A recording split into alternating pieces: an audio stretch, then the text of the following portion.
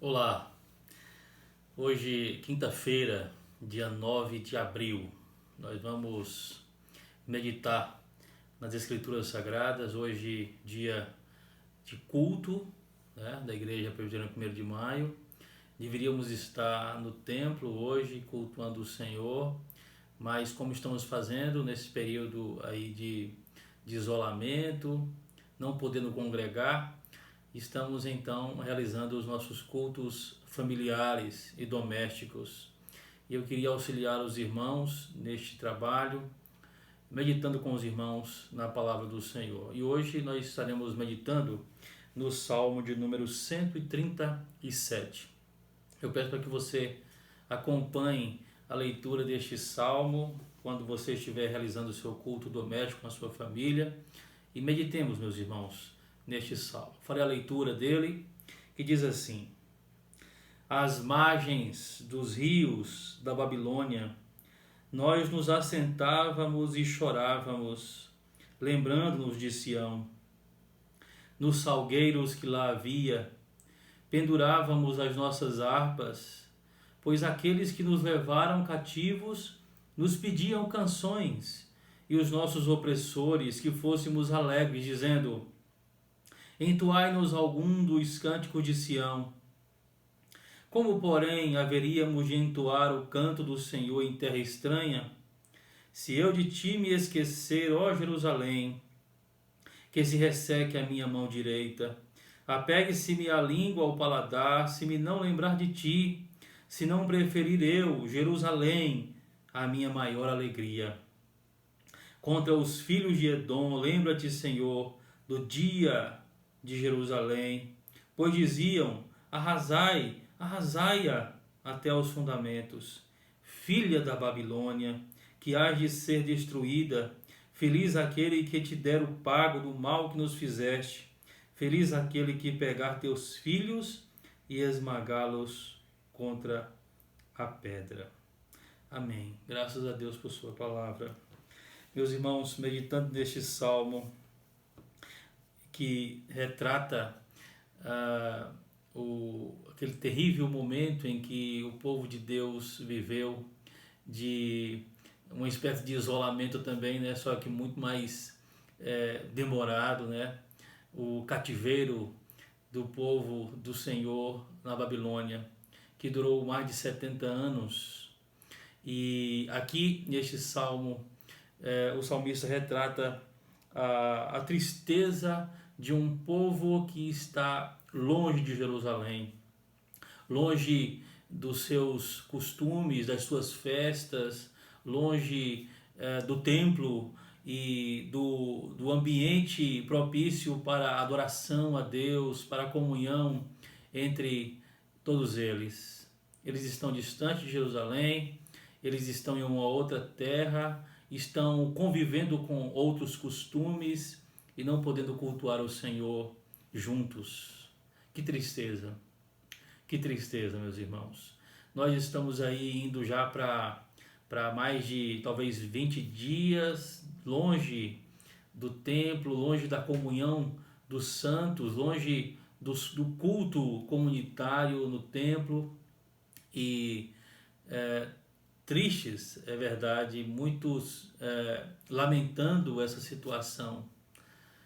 Como de fato, meus irmãos, é uma tristeza que nós estamos vivendo. Termos que nos isolar, termos que não poder ir ao templo cultuar o Senhor, é uma tristeza muito grande. Imagine então este povo. Nós estamos vivendo essa experiência e podemos ter então uma noção do que o povo de Israel viveu naquela época, quando eles foram levados para a Babilônia como prisioneiros, cativos do reino da Babilônia. E aqui, meus irmãos, este salmo retrata a tristeza do povo, longe da sua terra, longe da sua igreja, longe dos irmãos, do culto que eles prestavam a Deus com sacrifícios. E algumas coisas, meus irmãos, esse salmo ele nos ensina também em nosso tempo agora, nesse tempo que nós estamos vivendo, onde nós não podemos estar juntos, cada um em suas casas. Eu já passo aí de mais de 15 dias sem ver os irmãos, sem ter o contato com os irmãos. Isso é muito triste. E esse salmo nos ensina algumas coisas acerca do que nós estamos vivendo. Eu queria que a gente meditasse nele, e que os irmãos meditassem nesse salmo junto comigo. A primeira coisa, meus irmãos, que esse salmo ele nos ensina é acerca da realidade da saudade. Vejam que o versículo de número 1 diz que eles estavam às margens do rio da Babilônia, todos assentados ali na margem do rio, chorando e lembrando de Sião.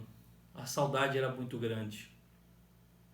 E os babilônicos então pediam a eles canções e eles não tinham ânimo e perguntavam: por que vocês estão tristes? Pediam para que eles fossem alegres, conforme o verso de número 3.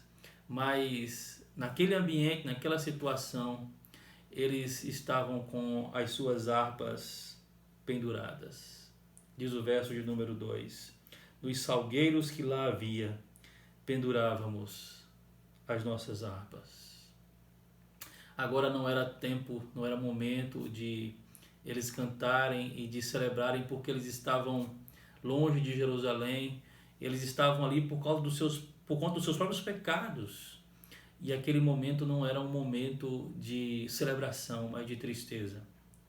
E eu gostaria que a gente pensasse um pouco sobre isso, porque às vezes, meus irmãos, até mesmo nós somos levados a olharmos para a situação de confinamento nós estamos e dessa impossibilidade de poder estarmos no templo junto, adorando o Senhor, e às vezes até fazendo aquele esforço, demonstrando que nós não estamos tristes ou que nós estamos confiantes, quando na verdade, meus irmãos, nós não podemos esconder a nossa tristeza.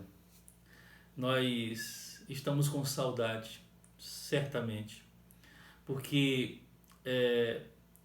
isso jamais passou pela nossa cabeça de acontecer um dia.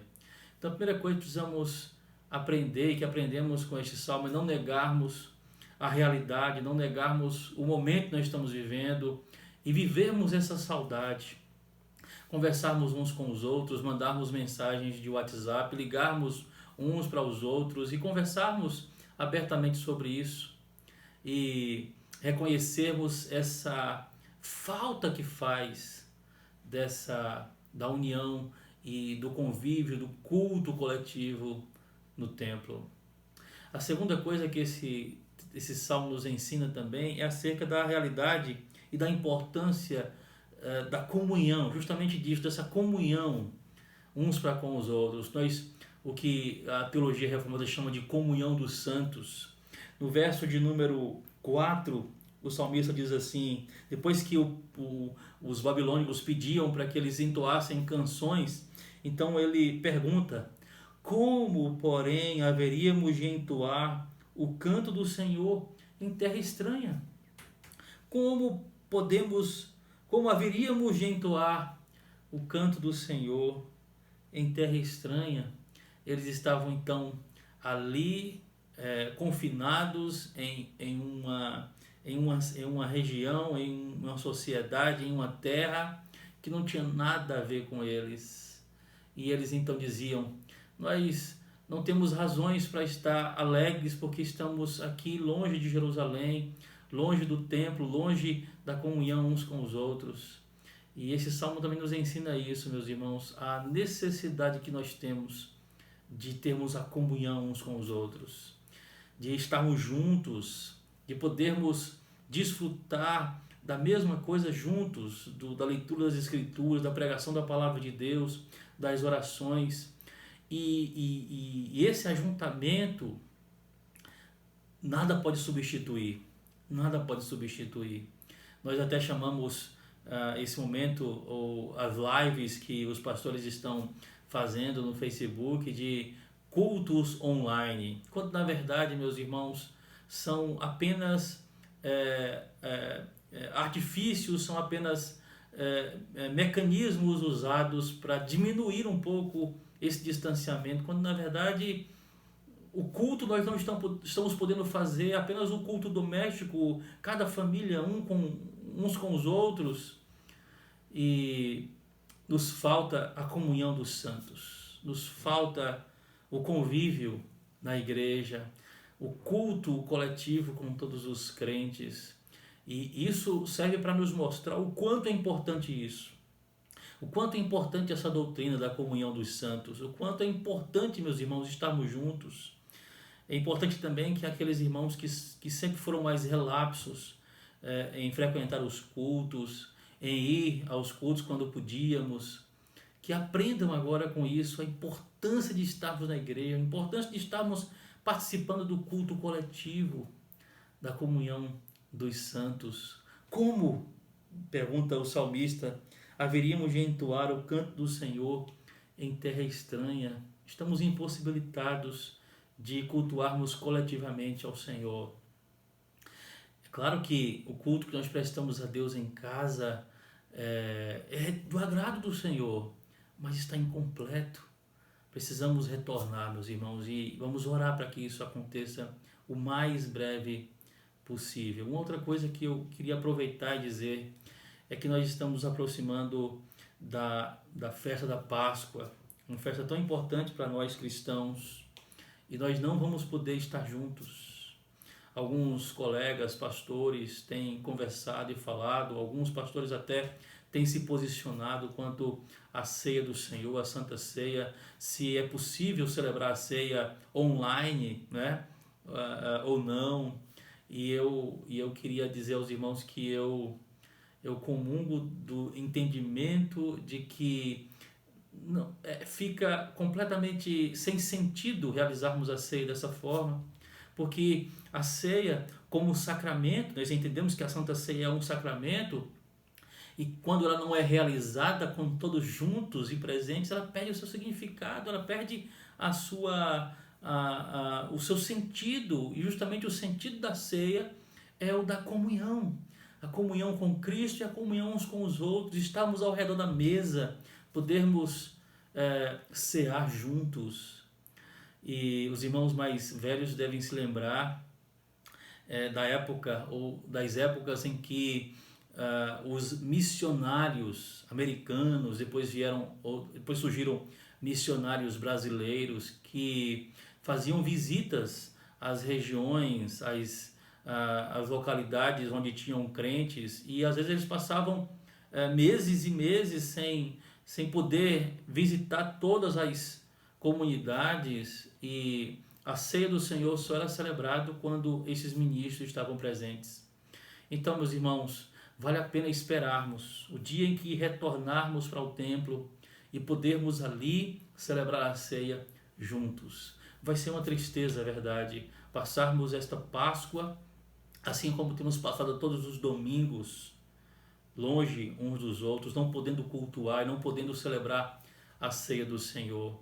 Mas oremos, meus irmãos, aguardemos, assim como o povo de Israel, quando estava cativo na Babilônia, aguardaram, mesmo que tenha passado muitos e muitos anos, aguardaram o tempo de retornar a Jerusalém para poderem celebrar as suas festas. Enquanto eles estavam cativos, eles não podiam fazer isso. E agora, meus irmãos, nós também passamos por essa situação.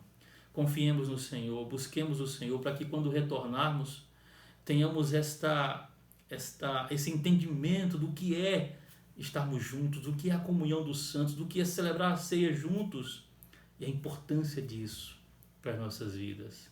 Mas em terceiro e último lugar, eu queria usar este salmo também para dizer que há uma terceira lição que nós aprendemos com aquilo que nós estamos vivendo. E essa lição, ela surge também do momento em que o povo de Israel estava vivendo na Babilônia. Lá na Babilônia, muitos servos do Senhor que estavam ali, assim como estes que estavam às margens dos rios da Babilônia, não se contaminaram com os costumes e com os cultos pagãos lá naquela cidade, naquele lugar. Eu me lembro e quero recordar com os irmãos a história de Daniel, um dos cativos que estavam lá na Babilônia.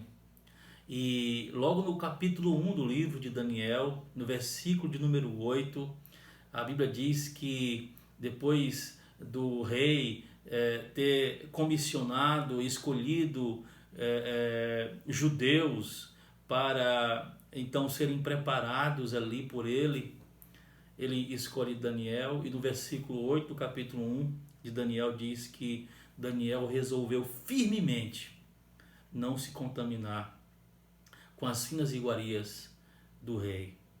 Resolveu firmemente não se contaminar. Meus irmãos, lembrem-se, as nossas harpas estão penduradas. Nós não podemos entoar canto de louvor ao Senhor juntos, não podemos cultuar ao Senhor juntos. As nossas harpas, elas estão penduradas. Mas uma coisa muito importante: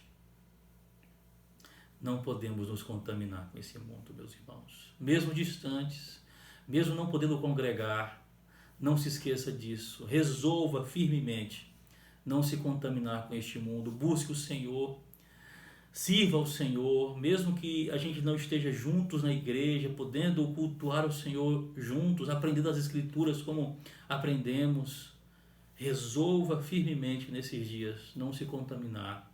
Seja fiel a Deus, sirva o Senhor, viva para o Senhor, passe esta Páscoa na presença do Senhor, sirva o Senhor com alegria e jamais, jamais deixe se contaminar com esse mundo.